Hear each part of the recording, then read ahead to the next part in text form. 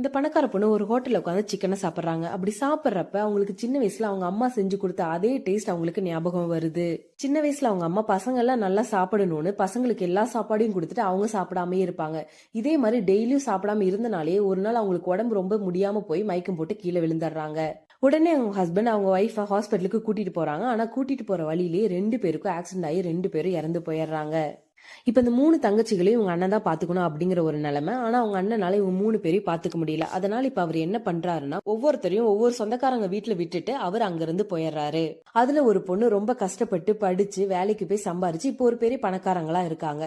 அந்த பொண்ணு தான் இப்ப அந்த ஹோட்டல்ல உட்காந்து சாப்பிட்டுட்டு இருக்காங்க. அதை சாப்பிட்டதுமே அந்த பொண்ணுக்கு அவங்க தங்கச்சியோட ஞாபகம் வருது. உடனே இதை பண்ண குக் யாரு அப்படின்னு சொல்லி கூப்பிட்டு பாக்குறாங்க. பார்த்தா அது வேற யாரும் இல்ல, அந்த பொண்ணோட தங்கச்சி தான். அவங்க அண்ணன் அவங்க தங்கச்சியும் ஒரு சித்தி வீட்டுல கொண்டு போய் விட்டுருப்பாங்க. ஆனா அந்த சித்தி பணத்துக்கு ஆசைப்பட்டு இந்த பொண்ணு ஒரு வயசானவருக்கு கல்யாணம் பண்றதுக்கு ஏற்பாடு பண்ணிட்டு இருக்காங்க. அந்த நேரத்துலதான் கரெக்டா அவங்க அக்கா உள்ள வந்து அந்த தங்கச்சியை காப்பாத்தி அவங்க கூடயே கூட்டிட்டு போயிடுறாங்க.